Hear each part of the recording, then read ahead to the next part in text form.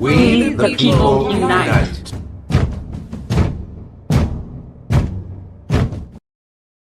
Hey everybody, welcome. It is We the People Unite Wednesday. How's everybody? How is everybody doing? Living the dream. Living the dream. Alive. Yeah. Yeah, everybody okay? Hanging in there? Yeah. There is a lot going on. So if you're in the chat, please let us know you are here. You know how much we love to converse with you. We love hearing what you're thinking. So, yikes. Us gals from California are not happy, to say the least. So that's going to be our first segment for tonight. So we're really asking, I think, a simple question, but doesn't seem to have a simple answer. Why do allegations end some political careers while others seem to not just survive them, but actually thrive and rise, like the president? So during Trump's first presidential run, there were accusations. Andrea, you brought it up, the Hollywood Access Hollywood tapes, right? Well, and those accusations were out there. They were part of the conversation already, and voters still sent him to the White House.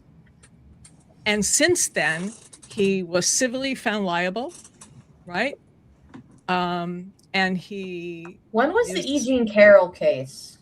That was civilly, he was found civilly liable for, it wasn't sexual assault. It was. But it was, I don't think it was sexual assault. Well, some people say it was the R word. Yeah. I think it was.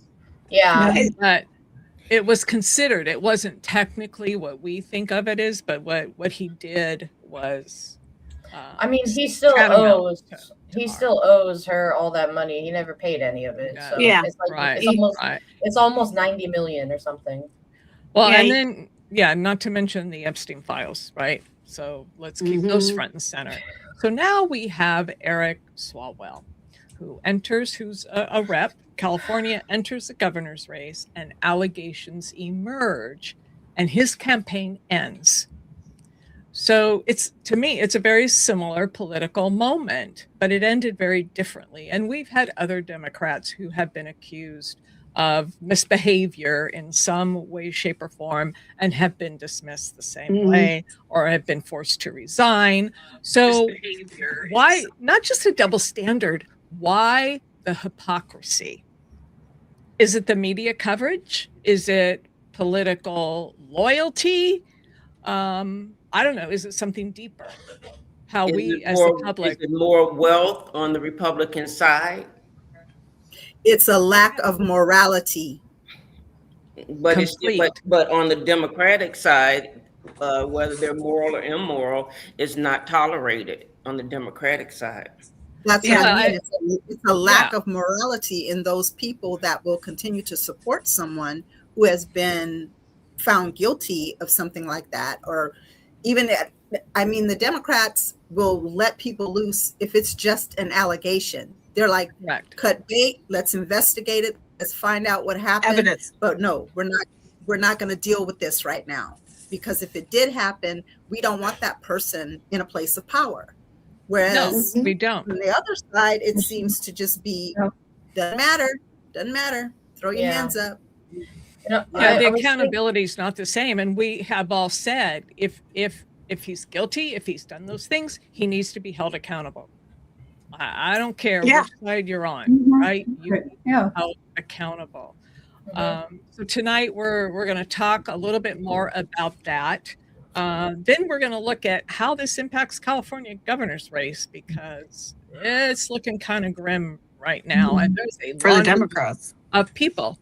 Well, there's a long list of people who are in the race. We don't hear about most of them.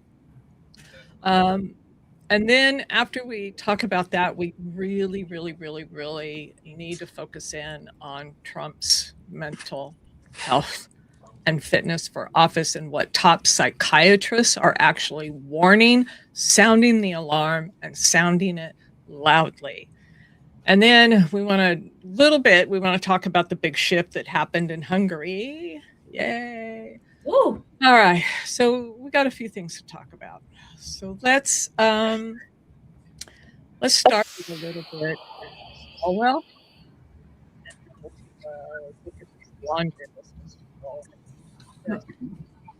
Can't hear you. Your sound's going in and out. Oh, sorry. I got my mic right here. Is that better?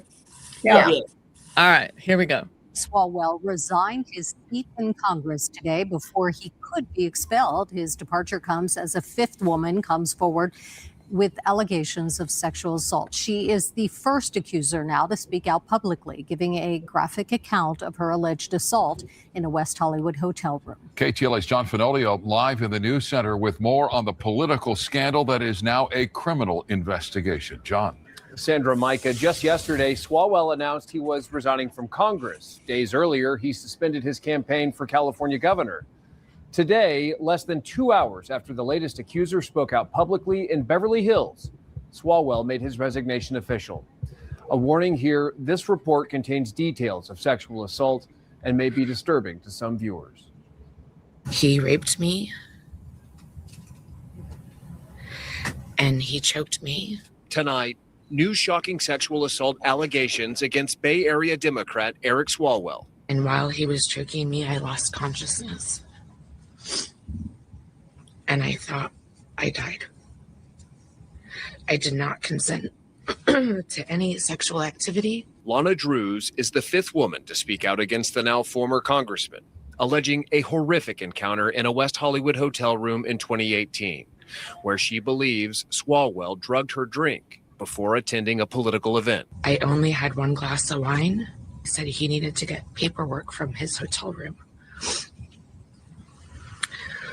When I arrived at his hotel room, I was already incapacitated and I couldn't move my arms or my body.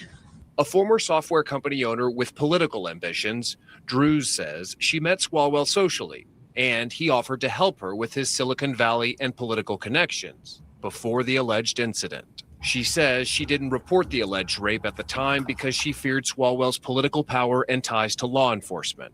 But shortly after speaking out Tuesday, I plan to resign my seat in Congress effective at 2 p.m. Eastern Time on April 14th, 2026. Swalwell officially resigned from Congress. His letter read from the House floor. The move coming as he faced a House Ethics Committee investigation and potential expulsion. On Sunday, he suspended his campaign for California governor. The San Francisco Chronicle and CNN report at least 4 other women have accused Swalwell of sexual misconduct, including a former staffer who alleged rape in 2019 and 2024. Swalwell denies all of the allegations. They did not happen. They have never happened. These allegations are false. It's just no coincidence that this is now being done as a political hit job on the eve of, a governor run in California where he was leading the race. The LA County Sheriff's Department confirms it has launched a criminal investigation into the 2018 allegations of sexual assault in West Hollywood. In a separate case, the Manhattan District Attorney says his office is investigating a sexual assault allegation from 2024. Today, Governor Gavin Newsom announced a special election will be held on August 18th to fill Swalwell's vacated House seat. In the News Center, I'm John Fenolio. Sandra Micah, back. Oh, jeez. I know, I always believe women, but he was in Congress for all this time, and you said nothing, and now he running for governor, and you have something to say. Yeah. I mean, yeah. it just seems, strange. All along they've been telling you what Trump did or has done, and they were minors, and that's even worse. Hey, Marley. Hey, Marley. Yeah, the timing of it is, and I wrote down the minute she made those allegations, it's like, those were serious. Why did you not go to the police? Mm-hmm. Yeah, something like what serious allegations. However, you guys got to remember too, sexual assault happens a lot in this world, and it depends on the woman, depends on the circumstance, it depends on the pressures around them. if he has that type of power, I can see that being a thing. Yes, the timing's not great, but we also have to take into account what the evidence is, and what's going to be presented. But, each woman's different. We internalize things so much differently. He won't still have that same power as a governor. I mean, in Congress you got power. As governor, you have powers. He'll have more. He would have more power though. More powers. He would have more powers though, and that could make him even more dangerous. And to back up also what Laurie said, trauma doesn't necessarily have a timeline. Where and I understand that, but still, I'm saying I would have had to say to Congress. I mean, look, Donald Trump, the president, that's not power. I'm not saying that, but what I'm trying to say is let Katie finish. Women, I know from personal experience, it can block out. You can block it out. Your mind will block it out for years, and there will be something that will trigger it and make you go, wait a minute, oh my God, that, oh my God, or you'll hear another person's story. We also don't know what these women's lawyers have told them to do and how long they had the lawyers and what the other women's stories are. So there are a lot of factors behind the scenes. And it's yes, this is ill timing because of all of the awful things. And it sucks because I liked him too. Mm-hmm. I liked when he would go head to head in Congress with Bandy and Patel and Noam, but as soon as all this came out, it just canceled it for me. On Access Hollywood, he came out and said, I grab him by the PU, and he said, and I just walk up to him and just kiss him. And yeah, I mean, I'm just saying, my only point is, and I understand what you're saying, that women come out at different times. I'm saying Trump admitted that he knew he was no good. Yeah, and I agree with that. But the thing is his voters are dumbasses. Just saying. And they don't care. Or don't care. They don't. Women, they clearly don't care. When Hillary Clinton said that about him. Yep. Women are property with a lot of these men. They think that they control them. They think that, no matter what I do, I make the money and I can do whatever I say I can do. And they abuse them mentally, emotionally, physically. It could be one or all, and they're just broken down over and over and over again. And that's the power that these men have. And we need to break that cycle. And I bet you anything that those women that, worked for him and stuff went to work for him to try to get ahead in their lives and try to say hey, you've got connections, let's do this. And he probably got a kick out of the power of it and being cool. So now I can basically do whatever I want to you and you'll listen to me. They went up against Weinstein. They went up against Bill Cosby. And then for some reason we let crazy ass, because he crazy. His ass is crazy. Well, I think Bill Cosby is a good point, because a lot of people ask when the Bill Cosby allegations come out, why are they coming out now? It's been 30 years. It's been 20 years. It's been 25 years. It does not matter. What happened. And when one woman comes out, it makes other women feel comfortable to come out. It also, to Katie's point, it jogs their memories. It makes them think about. I'm not really questioning. I just want to finish. But I want to one at a time. Wait, let's let Keisha finish. I'm not saying that why they take so long. I'm saying a lot of people have questioned this. A lot of people have said, why is it coming out now? And the fact of the matter is, when one woman comes out, sometimes it jogs other women's memories. Sometimes it makes them think of a situation in a different way, because they didn't think what happened to them was sexual assault until someone else said it. And they're like, oh my God. Exactly. I think what I'm saying is, what angers me is the other people are not being held accountable. It's not that they came out. So, it bothers me that Trump has not been held accountable.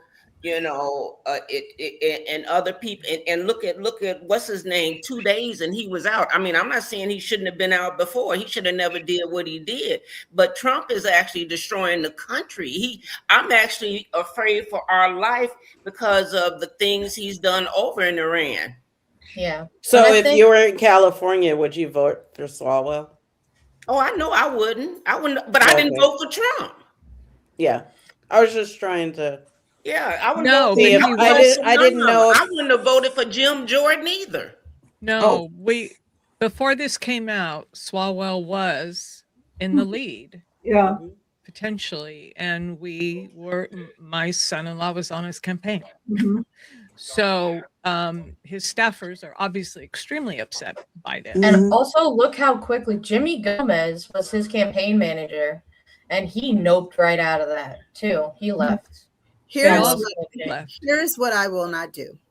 As an SA survivor myself, I will never question the timing or the motives of any woman, because it took me darn near 40 years before I told anybody about what happened to me. Yeah. But what I also will not do is I will not ascribe characteristics and motivations behind Eric Swalwell either, because we don't know what was in his head. We don't know what was motivating him. We don't know that he got off on something like this. So my thing is, I would never vote for someone like that. Even if there was a doubt in my mind, he would not have my vote. But what I will do is wait for all the investigations and everything to go to the end before I say that man is Satan. Yeah, evidence. Well, we are already saying Trump is Satan. No, we're not. That's what I don't get that part. That's the part I don't get, is why Trump. I understand what's happening with Swalwell. I don't understand why Trump is still in office. Because his supporters don't care. Because it's trying to make something be illogical that's illogical. It's a cult too. It's a cult. They're all drinking that Kool-Aid. Yeah. And that's what's the scariest.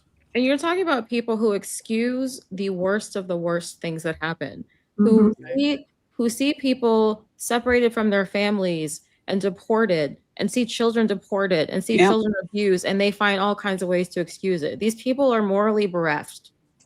Yeah. So they hold their candidates and their representatives to a different standard than the rest of us. Yeah, it's interesting, but they sure went after Clinton when he got his little, BJ in the Oval Office. Yeah, and that was consensual. Yeah. Yep. Impeached and everything. Yeah, let's listen to some of the comments. So Jazzy, I think too many people get attached to people we see on TV, 100%. At the end of the day, we really don't know these people. Again, 100%. We don't know the full story, so it's best to just view it as outside looking in. Swalwell deserves his day in court before he's tried, convicted, and hung in the court of public opinion. So everybody deserves that. However, Trump was civilly found liable. Yes. Well, not only was he found civilly for SA for lying about his financial records, everything about him is a lie, and everybody keeps saying, I work for him and he never paid me. And I'm still hearing stories today now that from January of this is 2025, he has amassed a fortune of $6.5 billion on us. Correct. Yep. And no one's called him out on it. They said it's okay. Nobody's saying nothing. And that's part of his pathology that we're going to go into. And later. I don't know. I mean, why are they so scared? I mean, I don't know. That's what I guess, like you saying, Marley, I'm trying to make sense of stuff that don't make sense. Yeah. Mike made a good point. He said it's not necessarily his supporters that are keeping him in office. It's the billionaires who are making all this money. Yes. His supporters will twist themselves into knots. trying to explain the things that he does. Yep. It makes them feel better about themselves that they support him. So they have to figure out a way to justify everything that he does or dismiss everything that he does. But the people that are keeping him in power are the people that are making money from this presidency. True. I never And thought it would. worst administration ever too. All presidents have strong people in their administration and they listen to them. But when you look at what Trump has put together, he knew exactly what he was doing with that, because he wants yes people totally around him. At least that's my take on how he's surviving a lot of this. Yeah, I agree. Yeah, 100%, Jazzy. I mean, Trump's on audio recording saying some of the vilest things. Yeah. And the man still got elected because he was on TV, because he was the guy in Apprentice, because he was a made-up character that wasn't real. And people bought into it. And he was a jerk then on Apprentice. I don't get it. Yeah. Never will. Absolutely. Well, we're going to talk about that because it's scarier than I think we think. And So just so where you does- know, Go ahead. I am very ashamed that I actually liked The Apprentice, but it got really stupid when they got to the celebrity one.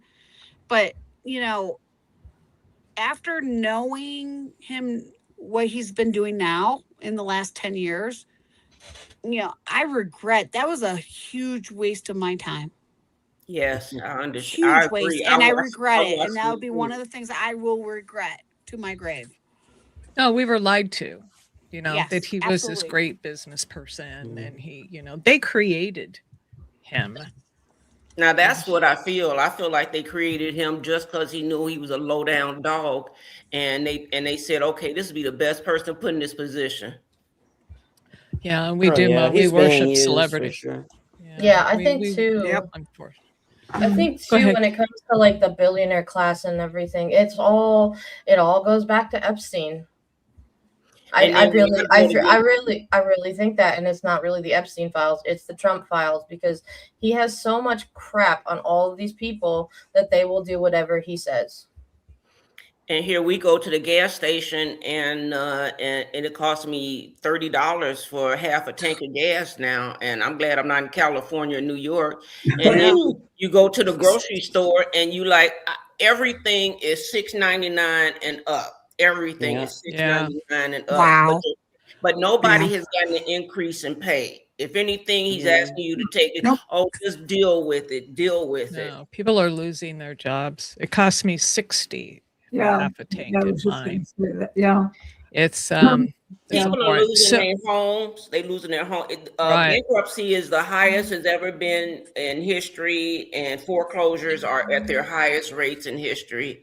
And yet, these billionaires, I would be shamed. I hope they're gonna bust hell wide open.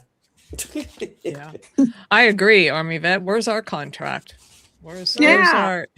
We're in this reality TV show. Where is it? Yeah, we can't get out of it either. No, that's stuck in hell. That's the So sad where does part. that leave California?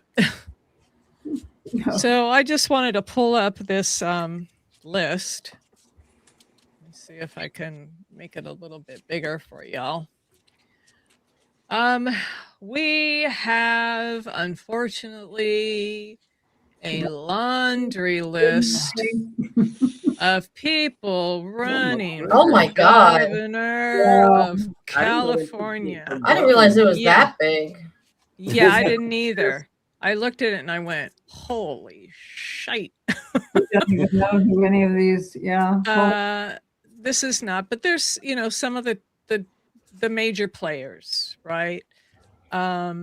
Antonio Villaraigosa. So he was a former LA mayor. I don't like him. No, I'm not absolutely voting for not. him. I don't Tom like him. Steyer is No, we don't care for him. we don't care for him too much. Katie Porter. Yeah, mate. I'm leaning towards her. I don't like her. I don't either, but What No, about Villaraigosa was the Xavier worst. Becerra? He was our former AG, and he was Health and Human Services under Obama. No, Biden. under Biden. I was gonna do a deeper dive on him because the mayor Yeah. of LA is actually endorsing him, and I like the mayor of LA. I was gonna do a deeper dive on him, but Steyer, I just don't trust him. He's made money off of private prisons. And Katie Porter, I saw a few interviews with her, and she just seems like a really nasty woman. I don't like. There was some baggage that came out, not to how she treated her staff. Yeah. So she was great in Congress, though. Like, Yeah, I loved her. Yeah, with I really her liked her. examinations and stuff. Yeah. But I when mean, I saw that. So was Eric Swalwell. I mean, an essay, but Right. possible. I'm going to say something. Let Marley finish first. Oh, Hang on. sorry. Let Marley finish. Go ahead, Marley. I mean, I think she's the more popular, and if the only thing against her is the fact that she's not somebody you want to be around, but she can get stuff done, she's getting my vote. Because a lot of people say the same thing about Hillary. Exactly. They said there was rumors about Kamala, so I don't know. If that's her only problem, I'll lean towards her instead of someone who has been accused of essay. And how often does that get said about men? How often do we hear about men being terrible managers? Yeah. Yeah, absolutely. So Maureen, back to you, dear. Well, I would vote for her too, Marley. I mean, no way do I want a Republican getting into California. But this, I know this is probably not going to happen, but wouldn't it be wonderful if we could get Kamala? Oh my God, yes. Run for I wish. governor. I wish. I wish those Democrats would come together and encourage her, but I know that's not a reality. I just saw a recent kind of poll. She's down below the 50s in presidential potential. With Newsom on top. What? I don't know. We need a woman. We do. But right This now is ridiculous. we need to get rid of Trump first. Yeah. But it's And ridiculous. that's the first priority. And then and then we And clean up. so- I just highlighted this Chad Bianco guy. This is the sheriff who confiscated all the ballots in Riverside County. Okay, Yeah. so- yeah, this The is a court got him. Republican candidate. The problem Angry is Army. this field needs to narrow quickly. Yes. Because it's the top two on the ballot in the primary. It's not one Democrat, one Republican. And this is in November. June. Primaries The are in primaries in Oh, the June. primaries in June. It's coming up. Yeah. Yeah, primaries in June. So we all need to do our homework, and yeah, whoever the Democratic candidate is gets my vote. Oh yeah. So let's. I Should know do that a my deep dive on just Democrats and everybody take a few and pass it around to so Yeah. my son-in-law mentioned Katie. So Oh yeah. I thought don't. she'd be I Friday. don't. Yeah. Yeah. I don't know if she can get the votes. That's my No, concern. they said women are emotional, but I think sometimes you need emotions in this world. I don't need no emotionalist man. We need empathy. Emotion. We need empathy because we haven't had that. No. Compassion. Compassion, Mhm. humanity, just Yes. flat out basic humanity would be Most of us would nice. still be married if they had some emotions. Yeah. Oh yeah, he has emotions that they're none of them are good. No. Not the one we want. Hey, August. Okay, hi August, welcome. Okay, so yeah, we got to cycle. We do, Jazzy. We're gonna talk about the 5 alarm fires that are being run, or the alarms that are I being wish I had run. the opportunity to tell them how I felt, just to tell them leave. You ain't in the country. Yeah, Tupac would definitely get my vote. No, yeah. Is Let's his just mother still listen. living? His mother would be good too. Yeah.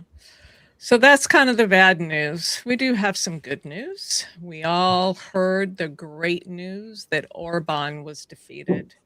And this is huge. People need this. This is This is the country that had gone through hell for, what was it, 12, 14 years? 16. Oh, 16 years. 16 years. This is what they were under for 16 years, and they finally said, enough. Let's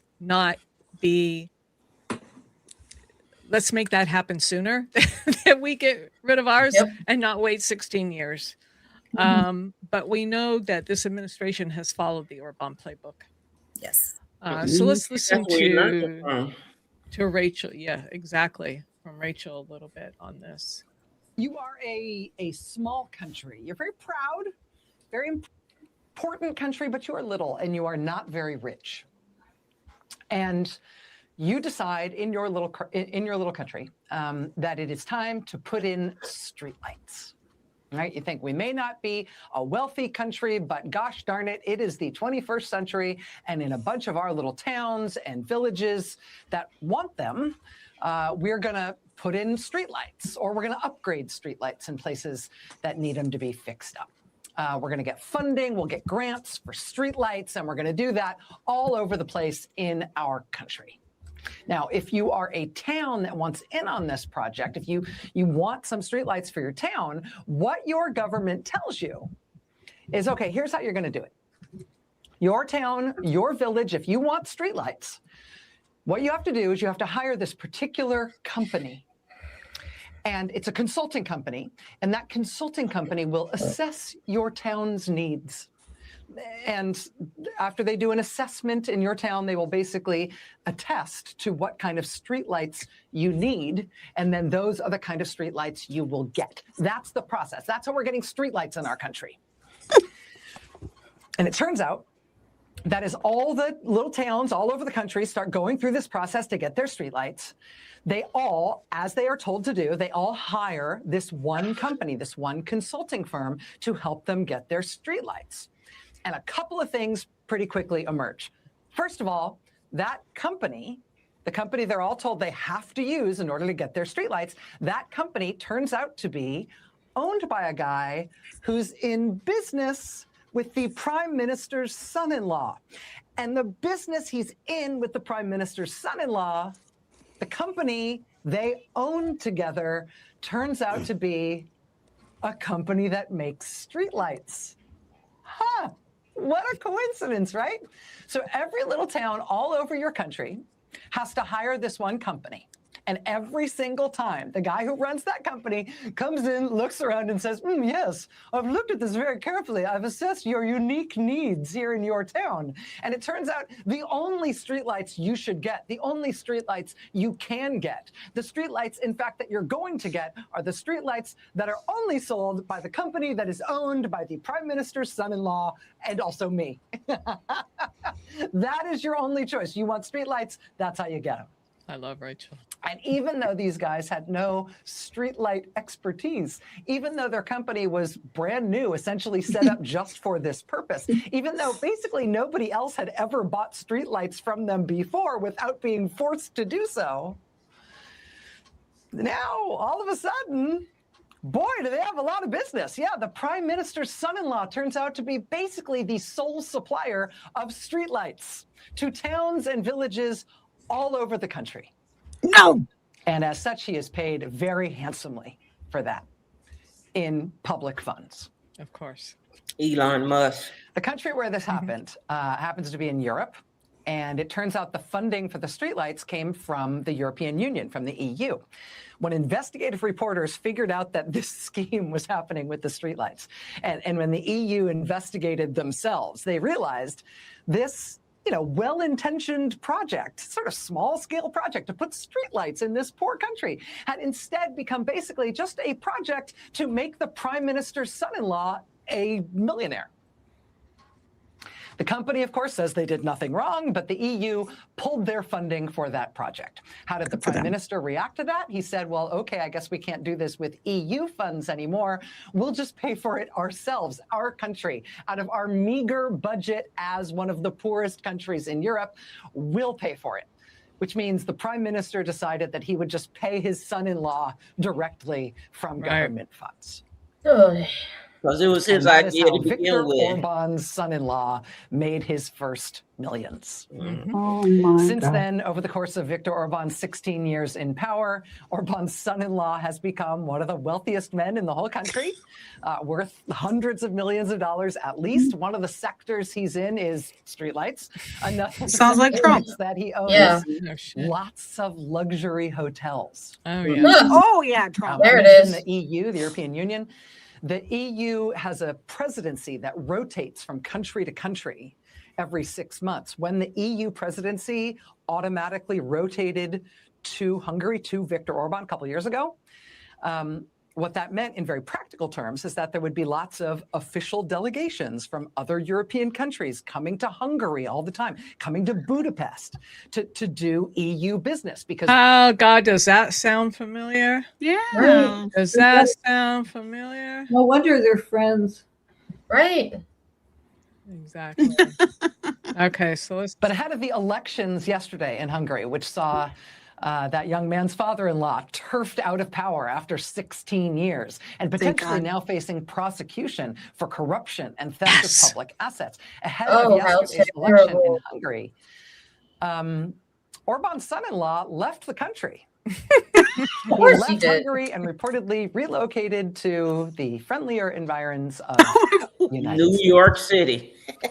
And believe me, I am terrible with Hungarian names. I thought you'd enjoy so I that. don't know exactly how to pronounce the son-in-law's name. You can see it there. Stan? It's spelled Stan? I-S-T-V-A-N, Stan? T-I-B-O-R-C-Z. I don't know exactly how you say that Istvan name, but I think Istvan. that it's pronounced I think it's Istvan Jared. Jared. Pronounce it. That's not true. But That's that is one way funny. to pronounce it. That is. I-S-T-V-A-N. Jared. Jared. Okay, I just thought that was a little bit of a funny. I love Rachel. Jared. Yeah, I thought that Nice. that was interesting. But this more on a serious. I mean, that is serious because that's exactly what's happening here. And I just read recently that the Suns back a company that's selling Drones. war drones and stuff. Yeah. That's right. Mhm. So it's we know what's happening here. And where did he learn it from? Why hasn't he been deported yet? He's probably hiding somewhere in Trump Tower. Probably. So I love this because Hungary's new prime minister just showed us what courage looks like. And the question is, whoops, where's ours? I did that on the wrong screen. I just want to pull this up a little bit.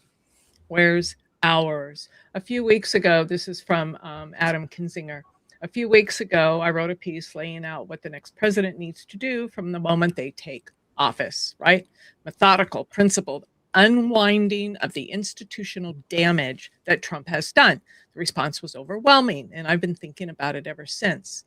So he goes down, or he goes to say, Hungary just elected a new prime minister. His name is Peter Magyar. And if you haven't been paying attention to what's happening in Budapest, you should be, because it's a masterclass in what courage looks like the morning after you win.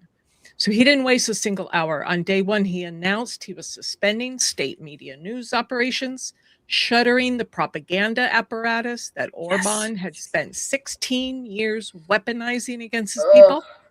He called on Hungary's president, the heads of the country's two highest courts, the chief prosecutor, and the leaders of its audits and media authorities to resign. He called them what they were, puppets. And he said it out loud on camera in public before the balloons had even been swept off the floor. I love this. He vowed to pursue everyone who had plundered Hungary. He recommitted his country to Europe and to the truth. I watched all of this and I thought, that's what it looks like when someone actually means it. So this is what we will need to see. This is beautiful. And since the Trump administration has followed the Orban plan to the letter, then we're going to follow the new prime minister's plan to the letter when we take over. fire everybody. See, that's the thing though that I'm like most afraid of is if we do, yay, we get a Dem back in. What, like they have to do the after Orban plan. Like we can't just have them have with Biden with his DOJ just sit back and do nothing. We cannot have that because then history is going to repeat itself. Correct. Other thoughts? Yes, the fact that almost 80% of the electorate came out to vote, I think is very important. That's huge. That is And that's what we need to have in November and in 2028 if we're going to win and take back all three branches of government, is we need everyone to come out and vote, and they need to vote for the right people. If you plan on voting for maggots or a continuation of this administration, sit your ass at home. Everyone else come out and vote. Well, and that's huge because it took 80% because Orban had these elections rigged. Exactly. And that's why we need everybody come out. Yeah, Unless you want to vote red. And if you watch, Trump went around the whole world and visited all of the authoritarians. He went and visited every one of them and said, how you do this? Every one of them he went to. Too big to rig. Mm-hmm. And they've all made a ton of money. Yeah. And the other thing I think is notable is you have to think Viktor Orban was in power for 16 years. There are people who voted who this is all they've known is this kind of leader as president of their country. And they were like, fuck this. No, we're not doing this. Yeah. Yeah. So Well, shout out to the young people. The younger people say that, they've kind of given up on all the people we have running for office, but as long as they stay at home and give up, we're not going to win. Yeah, absolutely. And Mo said it best. We have to save ourselves. There's no one coming on a white horse to rescue us. That's hubby, not me. We also have to give people someone inspiring to vote for. Like we saw what happened in New York City when Mondani ran. He activated young people. He activated people across generations, but he activated younger people to campaign for him and to talk to their parents and their grandparents and get them to vote for Mondani. So we need to get people who will actually excite people. That's what happened with Obama. You get people who are exciting and inspiring, people will come out and vote. We cannot put up milquetoast candidates that people are just like, okay, I guess, Same old same. Yeah. Well, but the worst of two evil thing, Well, and that's why I say it's going to take someone who's not an ideologue on either side. It's going to take someone who just speaks directly to the people, regardless of your political party or your political affiliation. We need someone who is going to talk directly to the people, because everyone is suffering right now. Yeah. Everyone is. Yeah. And here's the thing, like the people that are doing that is like AOC, Bernie Sanders. And when it comes down to the establishment of the two parties, they're like, oh, no, they're too progressive. They're too out there. You know what? That's what we need. We need these people. We need them to be leaders. I don't care if she's younger than me. I don't care that Bernie is much older than me. But they've lived by when they have been in Congress and the Senate is what matters to me. And they have not deviated from that. I was going to say they've both been consistent. And I've even been hearing, I forget what I was watching, but somebody was saying that actually the Republicans behind closed doors like AOC because she's easy for them. Yeah. She's not difficult to work with. She's good to work with. I've read that same thing. Yeah, because she wants what's best. She wants what's best for the country, not well. The Republicans like a lot of things behind closed doors. Does Mondani have any brothers? That's why Grindr's always crashing. That's what I've heard. Yeah. The other thing I wanted to add is I saw on Threads several people say looking at the celebrations in Hungary. Imagine if this was us. Imagine if this was us. This was us in 2020, people. What short memories do you have? When Katie talked about we need to make sure that when we get Democrats in office that we punish people so that we don't repeat this, we also need to not have the memories of Nats. So that when 2032 comes along, we don't say, well, we had a good 4 years. It's not good enough. The economy's not where I want it. So let's vote another Republican in for 2032 and start this mess all over again. Like, remember where we were and where we want to be so that we don't in 4 years do the same bullshit all over again. Yep. And this is why I say we need to have trials, public trials, to punish all of these people. Yes. So that people can see that there's going to be a punishment. If this behavior, returns, there's going to be punishment. There's going to be consequences. And let's just hope that people are burdened enough, I guess I should say, this time around, that they won't have the memory of a Nat, and they will, take that in and continue the progress in 32 and beyond. Yeah. What's the point of having checks and balances when the checks not doing anything, balance is not doing anything? What's the point? And it should be illegal to go around the country and offer people $1 million to vote for Trump. And you should be removed from office if you do not honor your oath. And if you pretty much shit all over the Constitution. So that's immediate removal in my mind. Well, he didn't put his hand on the Bible when he was He doesn't believe in the Bible anyway. Well, I know, but I'm saying that was your first clue that he wasn't going to do anything right. Yeah, those news stories are just coming out, but I remember watching him get sworn in. I said, his hand is not on the Bible. I mean, January 21st. We all noticed. I saw it. I was more focused on Mayor McCheese behind him. Or whoever. Who was that? Melania. Yeah. All right, let's move on to this topic because it's extremely important. And I think it really outlines the environment that we are in, because we are not dealing with a sane individual. And that comes from the psychiatrists. So I'm not sure if people are aware of Dr. Bandy X. She was part of a group of psychiatrists who put together the documentary of Duty to Warn, and who wrote the book, The Dangerous Case of Donald Trump. And I noticed recently that she's been coming up in my emails and on Substack a lot lately.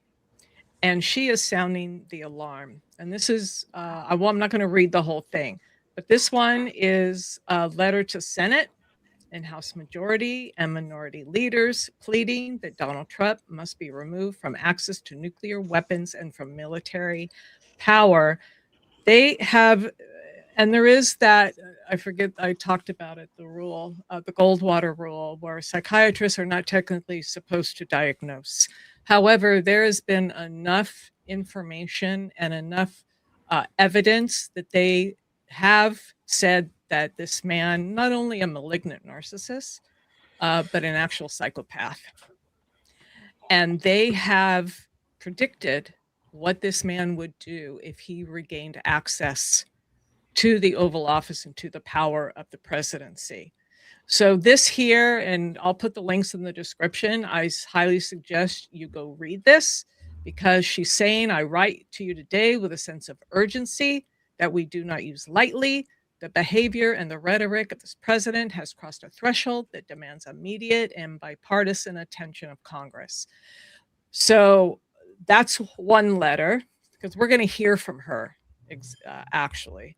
But I wanted to show you what she's been not frantically, but she's been putting out a lot lately. So that was letter to the Senate. She has another one. Let me put this one up. Urgent warning to congressional leaders. This was actually today. Also, Rep. Jamie Raskin's new bill for a commission on presidential capacity. Why didn't we already have, we've never had nut jobs in the White House, I guess. So here, Jamie Raskin introduced a new bill to Congress to establish the Commission on Presidential Capacity to discharge the powers and duties of the office. For other purposes, it states the commission shall carry out a medical examination of the president to determine whether the president is mentally or physically unable to discharge the powers and duties of office.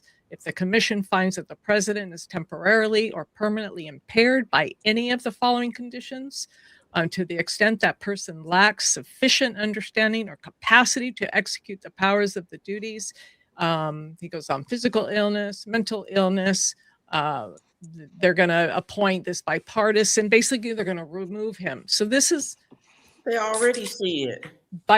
This is to get past the whole impeachment thing, right? But I want you to listen to Dr. Bandy Lee and what she has to say here.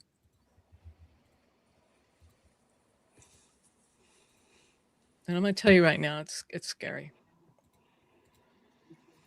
Okay. For those of you who are new, I'm Dr. Bandy Lee, forensic and social psychiatrist and editor of The Dangerous Case of Donald Trump, a compendium that would eventually include the assessment of 50 psychiatrists and other mental health experts. The current global situation is extraordinarily dangerous because of severe psychiatric instability in leaders, especially Donald Trump and Benjamin Netanyahu. This is not primarily a political crisis, but a medical emergency with potentially catastrophic consequences, risking even the extinction of our species in the case of nuclear war. Since 2017, psychiatrists and other mental health experts warned against these risks, but we were silenced. In 2019, as a service to the public, we assembled an independent panel of top mental health professionals and did a standard mental capacity evaluation on Donald Trump, which revealed the alarming result that he is not only mentally unfit for the presidency, but virtually for any job. Because of this, we were able to predict the exact disordered decision-making pattern we are witnessing today. We also warned that his disordered thinking could spread socially through emotional bonds, even our mass media and social media environment. This quickly turned into a mental health pandemic in which a large portion of the population has loosened in its relationship to reality, sometimes called shared psychosis or collective psychosis. We also warned that institutions would be weakened since the prerequisite for any rational system working is mental capacity. Now, we see that even some of the strongest democratic structures in the world can crumble in the face of mental pathology. Thus, as a result of the presidential psychiatric crisis not being dealt with, to the point where it has become a psychiatric emergency, we have exceptionally gathered here today. There has never been, in our lifetimes, in human history, the situation in which we find ourselves. Just a few hours ago, Donald Trump again vowed complete decimation of Iran. While he has so far pulled out of threats at last minute, there will come a time when, backed into a corner, he may not. What we need to realize is that in mental pathology, the extreme self-preservation at the expense of everyone else can also quickly turn into self-destructiveness, where he will not hesitate to take everyone else with him. Having exclusive command over nuclear weapons would also give him the means to carry out such a disordered temptation. Understandably, most people like to believe that all actions, particularly coming from a president, are rational. But the threats, reversals, and rhetorical exaggerations we have seen are unfortunately not likely to be strategy. They are more consistent with clear patterns of psychopathology and when they threaten destruction of the nation, and now the world. We simply have to deal with them as a psychiatric emergency for our own safety. The alternative, in the case of error, carries unacceptable risks of life or death that no medical professional can lawfully ignore. Now, before presenting to you an emergency action I and some colleagues are going to pursue, I would like to open the floor for questions. Now, the emergency action I and I hope some colleagues of mine are going to take later today or tomorrow consists of contacting the 4 living former presidents. We are telling them they have an unprecedented obligation to protect our country by urging military officers not to obey orders that implicate war crimes or even a global Holocaust. Some of you have read my preliminary letter, but here is the latest version. To the 4 living former presidents of the United States, we are in an unprecedented emergency, one that demands extraordinary leadership.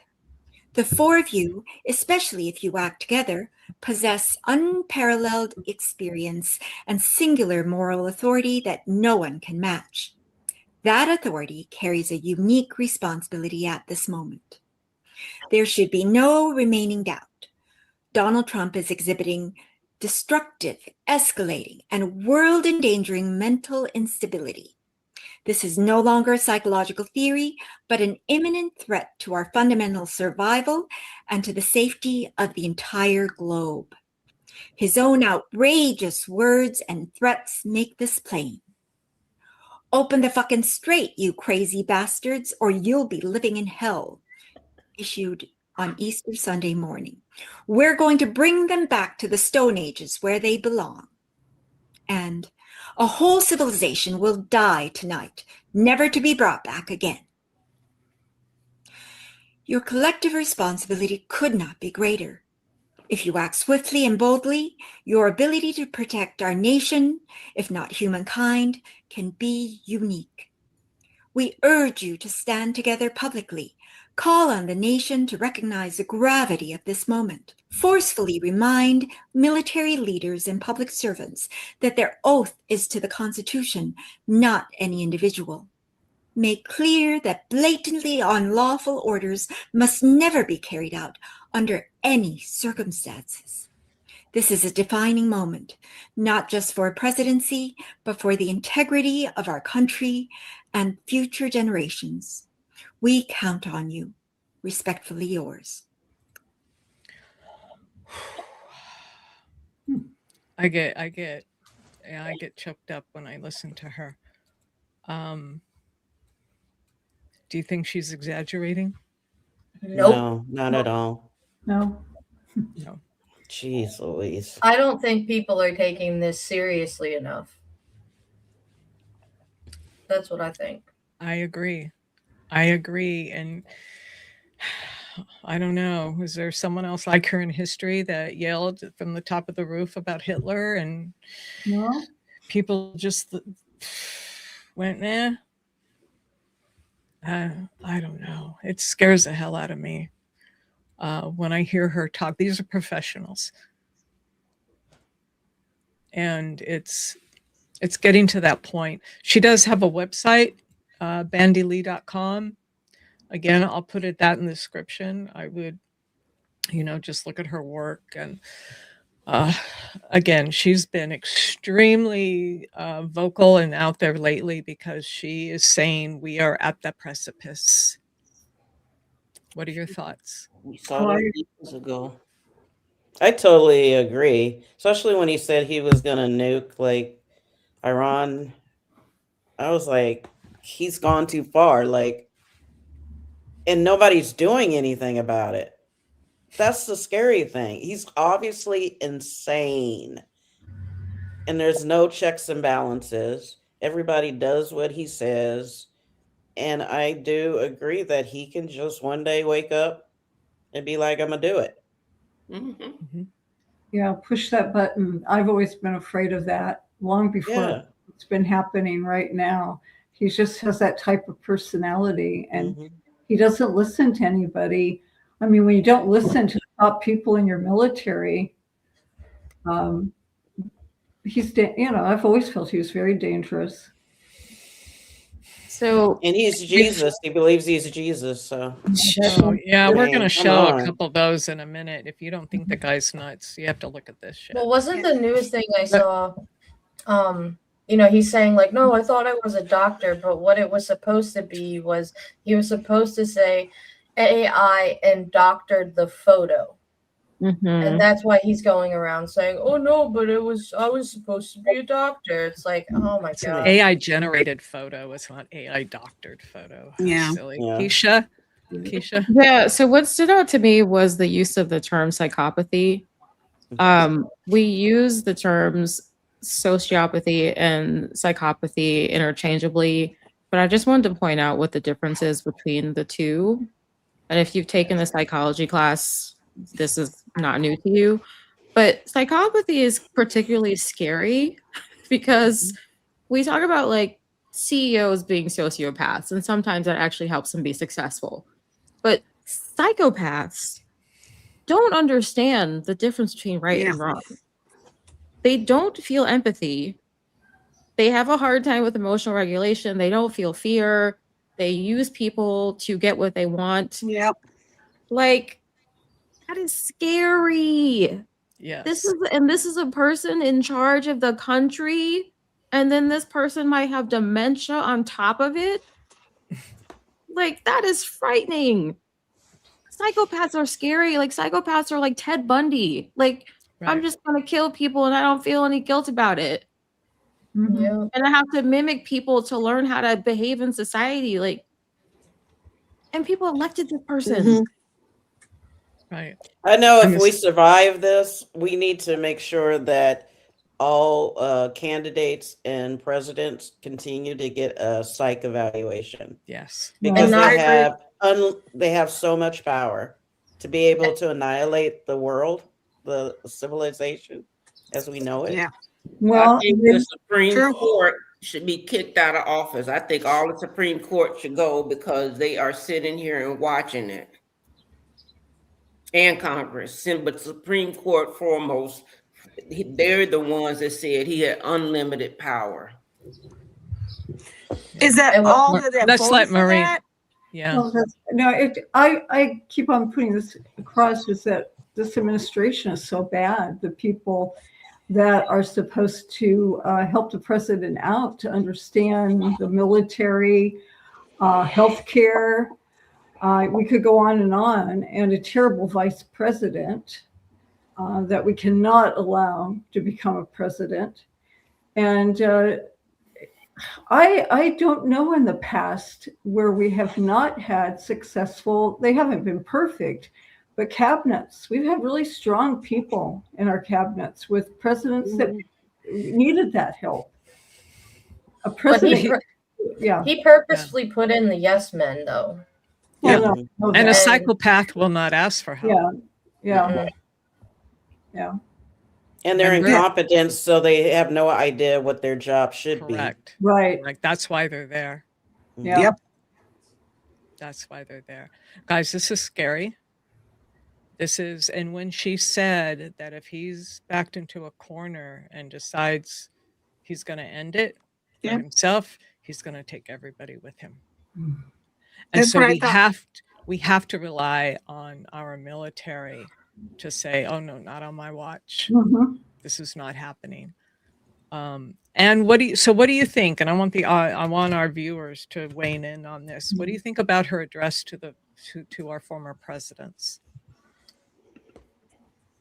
Yeah, I think at this point it would be, at this point it couldn't hurt. Because we all know he'll find, crappy things to say about them.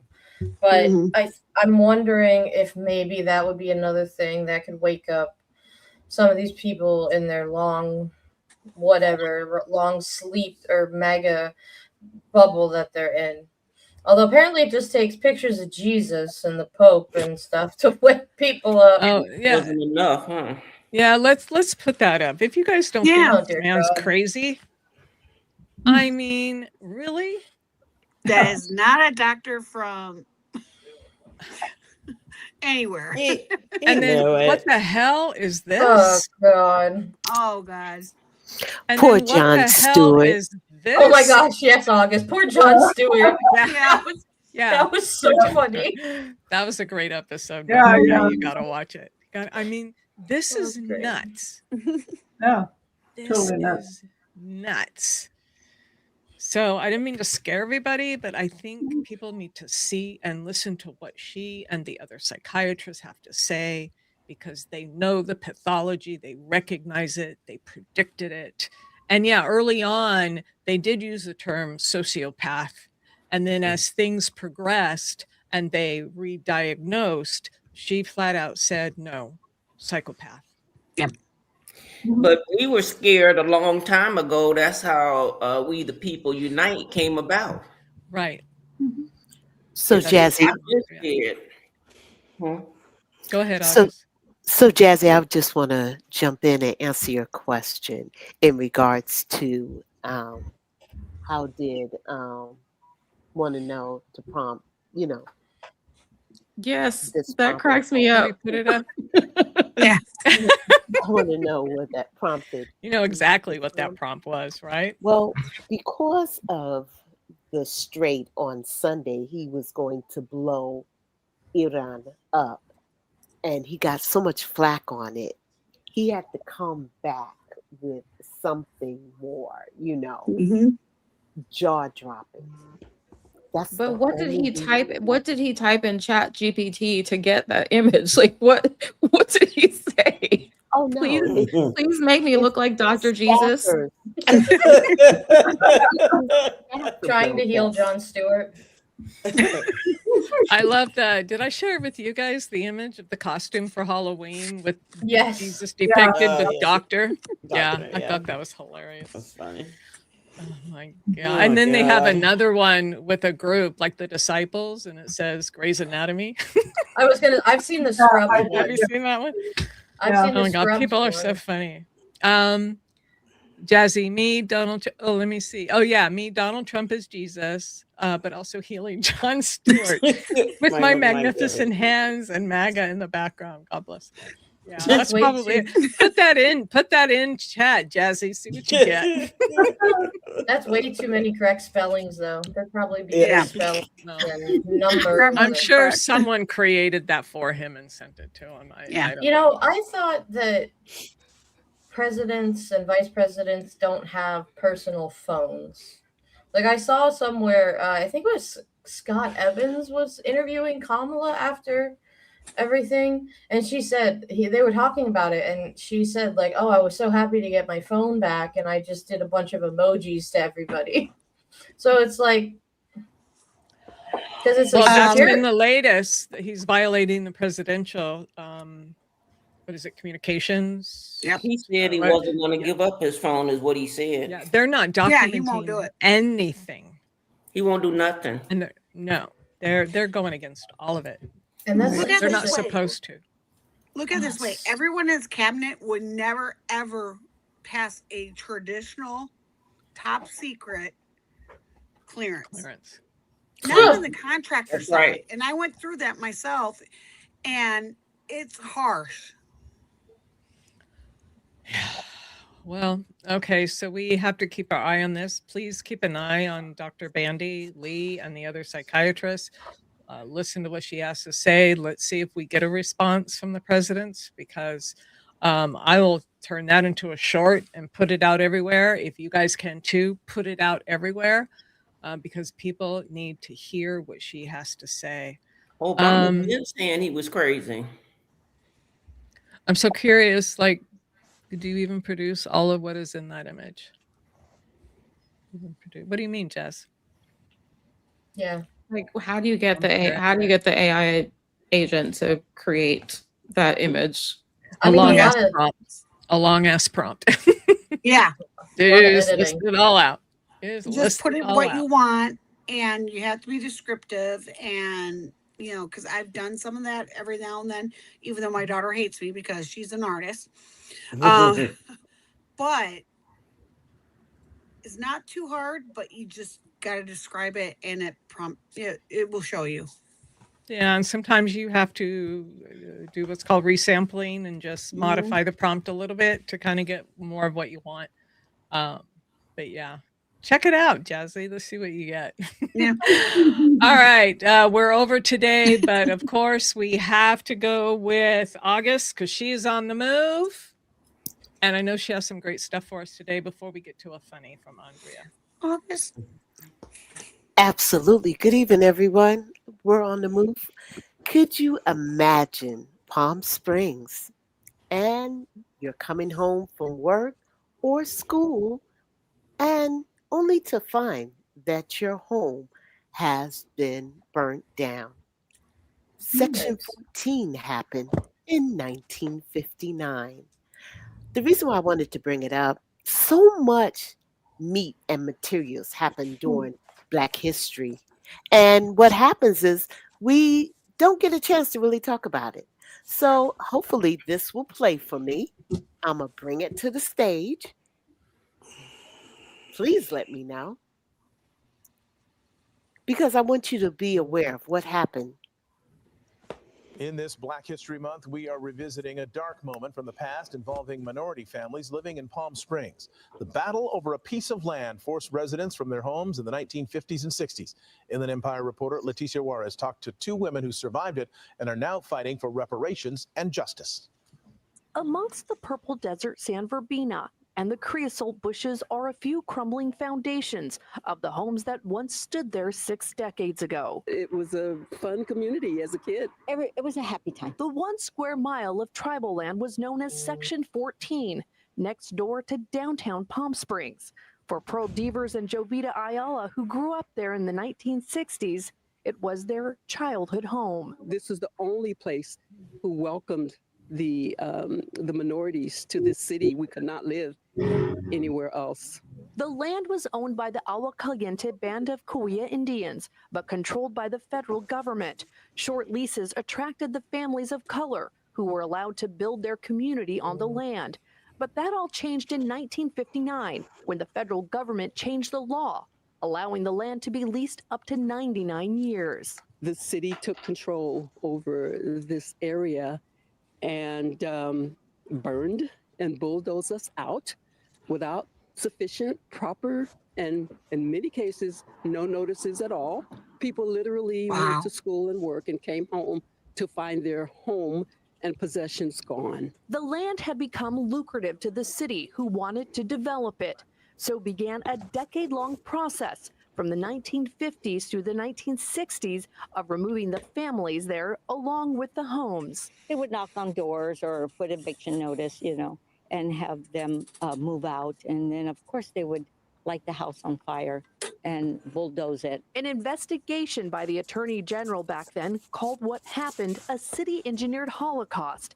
Deaver says the loss of the home her father built broke his spirit. Succumbed to alcoholism, never recovered, and died a broken-hearted man. Devers and others formed the Palm Springs Section 14 Survivors Group to seek justice and reparations for the past wrongs through a claim against the city. In 2021, the city of Palm Springs apologized for its role in the destruction of Section 14, even removing a statue of Mayor Frank Bogart, who led the removal effort. The group telling us those were good first steps. The apology is great, but there needs to be some restitution made for the Section 14 survivors and descendants, There needs to be a reckoning. There needs to be a healing. In a statement to Eyewitness News, the city of Palm Springs said the city council is committed to and actively moving forward on developing achievable, lasting, programmatic efforts and initiatives that will make an impact on the lives of those who lived and lost their homes in Section 14 during the 1950s and 60s. While the past cannot be erased, for Devers, it's about the city's redemption. This is my soil. I love the city, but I want to see the ugly stain of what happened here on Section 14 put behind us and the city of Palm Springs. Leticia Juarez, ABC 7 Eyewitness News. So think about it, guys. Think about it. You come home. Yeah, go ahead. You come home and there's nothing there. It's so much injustice that continues to go on. And don't think it cannot happen now. Be careful. Know your rights. Know the law. Pay attention, wake up and vote, because they're trying to do it again. Back over to you, Kim. Well, it reminds me when I was listening to that of Seneca Village before Central Park. And this was in the 19th century. You can look it up. Prominent, more well-to-do Black neighborhoods were I'm well completely aware of taken it. over. Yeah. Yep. Yeah, it reminds me of the same thing. It's just horrible. Horrible Sorry, what Lori, to break your heart. we do. But we have to talk about these things because so many people don't know the history of various places. The reason why I chose Palm Springs, they wipe those people out so they can put a spa and put the new buildings up and hotels and everything for the stars, the celebrities. So that's how Palm Springs came about, it's heartbreaking. It really heartbreaking. And when you think your city don't have dirt, just dig it up. I'm sorry, but that got me. It really did. There's no need for that anywhere. No. Yeah, We're what all gets human beings. and what gets to me is that there are stories like this throughout history all across this country, and Black people will be told time and time again, gaslit, like, why are y'all complaining? You have equality. You have just as much of an equal chance of getting ahead as we do. You don't need reparations. You're always whining. And it's like, really? Like, there's so many instances of when we had property or we tried to get ahead or we had wealth and it was just ripped out from underneath us. And yeah. There were times we had whole prosperous communities, doctors, lawyers, dentists, all in one community. You know what I'm thinking about? Black Wall Street, burned to the ground. Hey, I'm thinking about South Florida. Yeah, it happens time and to the time ground. again. Time and time again, it happens. DEI. So let's do a palate cleanse. Thank you, August, for that. The educational pieces are always so powerful, and we appreciate them. So Miss Andrea gave us a little funny to lead with, or I don't know. It's an interesting Iran video, and they've been putting out some whoppers lately. They're pretty good. You ran to China, you begged on your knees. Please be my friend. Please, China, please. You called Moscow, you cried on the phone. Please mediate for me. I'm all alone. But here's the news you don't want to hear. The Strait is moving. Ships are here. China passes, Japan passes, India too. Fake peace. Fake peace. Not for you. Fake peace, fake peace. No release. Open for the world, but for you, no grease. Iran said, everyone's welcome. Come trade, come through. But you and Israel, Sorry. not for you. Fake peace, fake peace. 10 days and gone. You cry to everyone from dusk to dawn. The Strait is open for the human race. Fake peace. Go cry in your place. You stabbed them twice while they sat at the table. You talked about peace, but your aim was unstable. You sent the bums with your little friends' help. Now you want to pass. Go box somewhere else. The Strait is open for China, for Japan, for France, for every ship that wants to dance. But when you come with your golden crown, fake peace. Fake peace. Sit down. Open for the world, open for trade, open for everyone. That's how it's played. China ships, Japan ships, India's fleet. The whole world moves you, taste defeat. Fake peace, fake peace. Hear that sound? That's your empire flushing down. You beg for mediation, you beg for a deal, but the Strait says no, and that's real. Fake peace, fake peace. No release. Open for the world, but for you, no grease. Iran said, everyone's welcome, come trade, come through, but you and Israel, sorry, not for you. Fake peace, fake peace. 10 days and gone. You cry to everyone from dusk to dawn. The Strait is open for the human race. Fake peace. Go cry in your place. You went to She, you went to the Saud, you went to Turkey, you begged so hard. You went to Qatar, you went to Oman, everyone said sorry, done, not in the plan. I ran, didn't move, I ran, didn't blink, I ran, sat calm while you cried in the sink. Your 10-day peace died on day one. Fake peace. Fake peace. Now what have you done? Fake peace. The world is moving, Donald. China ships, Japan ships, India ships. Everyone's passing through the strait. Everyone except you and your little friend. That's not fake, that's real. Fake peace. Fake release. Never.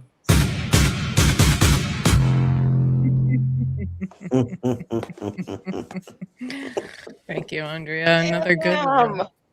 They are creative. Wow. Wow, that was powerful. They speak to him in the language he only the language he understands, right? I mean, I was jamming. That beat I was know, hard. That was a good one. Yeah. That had a good beat. Mo and I were like, I love it. All right, everybody, we are way over time. Yeah, great conversations today. Thank you so much. Important. Keep our eyes open. Keep voicing our concerns, and we just keep going another day. Yeah. We will see you back here on Friday for our roundtable. We're kind of over, so I'm going to bypass the one final word. So we will see y'all Friday. Love everybody. We'll see you then. We the people unite.